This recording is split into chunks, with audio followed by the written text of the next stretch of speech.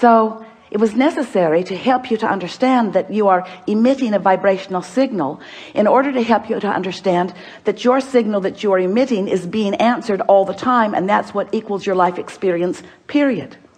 Most humans don't know that, and in many cases don't want to know that, because they don't want to assume responsibility for what's coming, especially the parts they didn't want to come. Abraham, I'm sure I'm not the creator of my own reality. I would not have created that. And we say, we didn't say you did it on purpose, but you did do it. You did do it. Sounds a little blameful, doesn't it? You did do it. But when you realize that you have creative control of your experience, because you have vibrational control of your experience, because you have focused control of your experience, because you have the ability to focus, then you say, all right. But then when it's hard, you say, not all right. This shouldn't be this hard. This shouldn't be this hard. And then you say something, which is the last thing we ever want to hear from you. I'm not good at this. But you are good at it. You just don't know you're good at it. You just haven't practiced being good at it in the way that really gives you the clarity. And that's really what we're going to be talking about here today. If you've been following us for a while, you've heard us say that you are the creator of your own reality. Blah, blah, blah. Enough of that. And that you live in a vibrational universe, blah, blah, blah, blah, blah. Enough of that already. But you do, and you are. So, blah, blah, blah. So, here you are, the creator of your own reality. And life is constantly throwing things at you, isn't it? Well, it's not really like that. Life is happening around you, and you're observing, but it really isn't after you. It's not testing you. It's not challenging you. It's just being around you for you to observe. It's just this magnificent palette for you to play in. So life is happening around you, and you are participating in it through your observation, through your memory, through your awareness, through your conversation. You're participating in it. And as you are doing that, you are coming to lots of conclusions, many and every day, of what you want.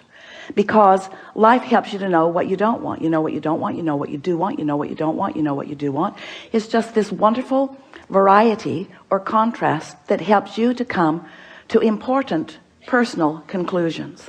So these conclusions happen within you, and we've been calling that step one, because the variety, the contrast that surrounds you, causes you to ask for what you want.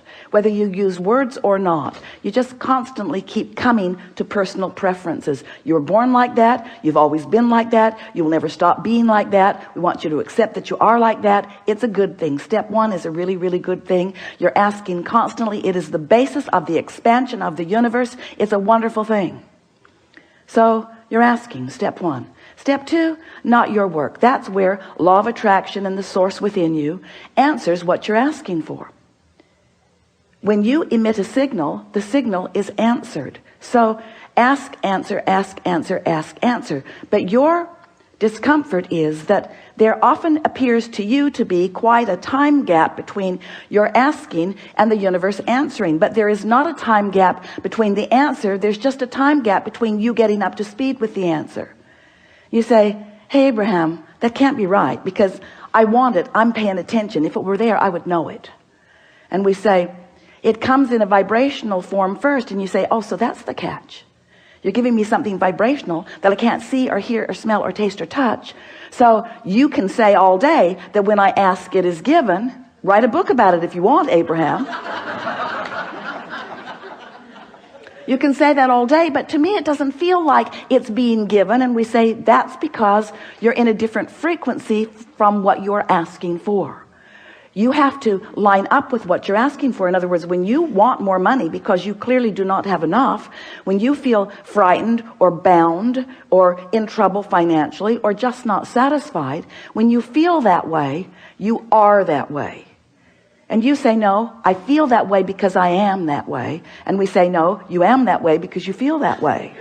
In other words, it works differently than you think it does, but you've been observing it for so long, you don't know which came first.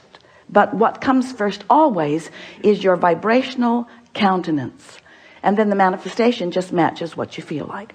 So if you want more money and you feel like you don't have enough money, you can ask all day, all day, all day, every day. You can write long lists of it. But if in your belly, if in your being, if you're feeling the fear or the absence of money, then you've got a vibration going that's different from the answer that you seek. You want more money, but your vibration says, I don't have enough. And the universe says, and law of attraction answers you with what you're feeling. So a lot of our physical friends, especially in the beginning, say, well, then it doesn't seem like I can get there from there. It doesn't seem like I can get to where I want to be from where I am. Because if I am missing something that I want, and I'm aware that I'm missing this thing that I want, and in fact, the reason that I'm speaking about it so clearly is because it's missing, and that's why I want it, then how do I get there? And we say, you have to feel like it feels to have it. And you say, okay, then give it to me and I will. And we say, just try a little bit. Just try a little bit to not activate within yourself so often the vibration of what's missing, and focus yourself into activating the vibration of what you want. It is not as difficult as you think. So step 1 is contrast causes you to ask. Step 2 is it is given vibrationally, so there is no gap really. Step 3 is you have to convince yourself there's no gap. That's the work. You got to feel it as if it is in order for it to be. And we know you balk at it, but many of you are practicing this and are finding it. Many of you are understanding the laws of the universe, and you're finding ways to focus yourself into feeling good without needing all of the evidence to be there first. Do you hear how important that is? If you don't need the evidence for what you want to be there first before you feel it, then you are able to accomplish the vibrational countenance of it before it is, which means now it must be. And Esther said, please, please, please, let's call it step 4. Please, please, please. Can't we call it step 4? We need another step. We need another step, Abraham. Please, please, let's call it step 4. And we say, all right, step 4. So you ask step 1, source answers step 2. You allow it step 3. But now we've been talking to you for a while. You've been keeping up with this pretty good.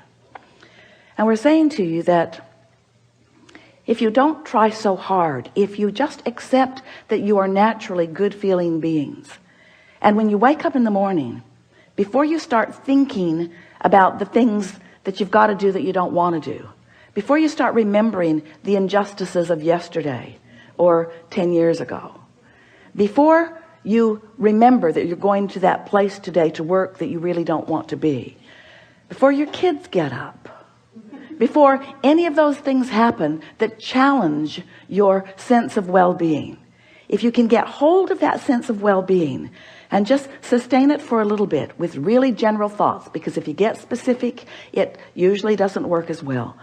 Get into an attitude of appreciation and milk it for just a little bit. Law of attraction will help you out, because law of attraction says that that which is likened to itself is drawn, and law of attraction will give you, it's not really giving it to you, it's just the way it is. It's like gravity doesn't give you attachment to the planet. It just is. So law of attraction provides for you this consistent life experience. So to make it very clear and blunt, we like blunt, you have 17 seconds to sustain this thought and move it into something even more powerful. 17 seconds and another thought like it joins it. And there is power, manifestational power in that, crossing that 17-second mark, that most people don't know about, or when they wake up, they would make very sure that they stay there for 17 seconds. So if you find a good feeling thought, or better said, if you wake up and don't introduce a not good feeling thought, because when you wake up, there's no thought. During that time of slumber, you have stopped the momentum of all thought. That's really an important thing to understand. You don't know that mostly because you wake up and you start thinking so fast that you pick up your momentum right where you were and start it all over again. But when you slumber, momentum of thought stops. Law of attraction is suspended for you. Your point of attraction is no longer attracting. So when you wake up, you have a really good possibility of getting out of the bed on the right foot, getting out on the right side of the bed. These are your words. We don't like them very much, but we thought you'd relate. You have a very good possibility of getting the vibration going the way you want it to go. And your best possibility is first thing in the morning. First thing in the morning, before there is any other momentum going. So we've been talking about this for a while. And Esther really listened. So she decided that she was going to wake up on that first morning and she was going to sustain her good feeling that she had awakened with. And she didn't make it until breakfast. Quite annoyed with herself, which didn't help. But the next day, she tried it again and didn't make it much past breakfast. Then she discovered that if she just wouldn't read her email, it would help. So her dominant intent became to sustain this feeling of well-being as long as I can. Just sustain it. And what she began noticing about the second week and third week and fourth week of doing that was that not only was it easy to find and maintain that frequency of feeling good, but there were all kinds of other benefits that began coming to her that these words won't give to you. You have to do it and find it yourself, because words don't teach. So we're just explaining to you what Esther experienced. She found a new clarity that was not within her before. She found a sort of stable ride. She remembered Jerry's story of shock absorbers.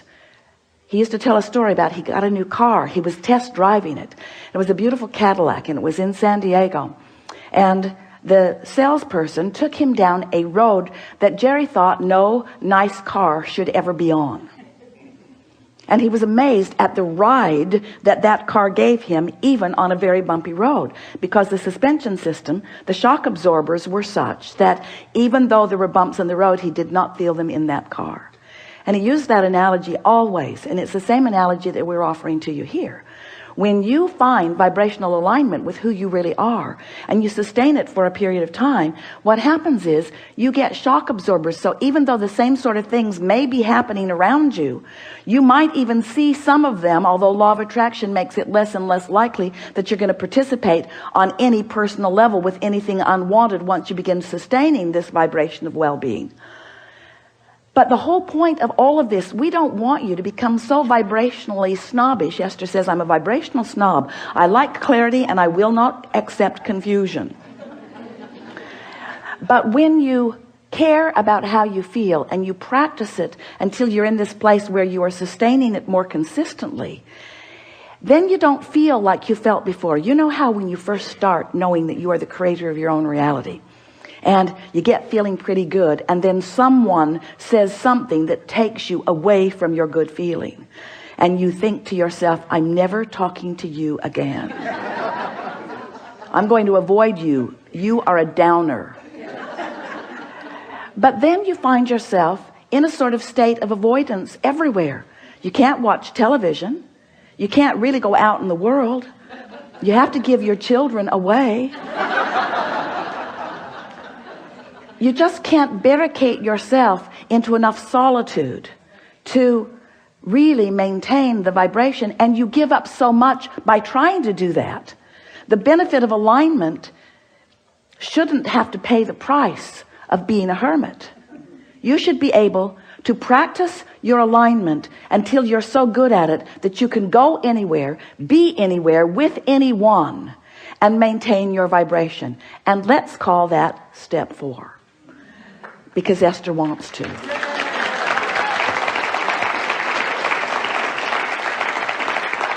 So what it requires really is enough determination to focus first thing in the morning, and until you know that you've got it and you're able to maintain it, and then to simply watch what happens in your experience as a result of that newfound alignment and that newfound clarity.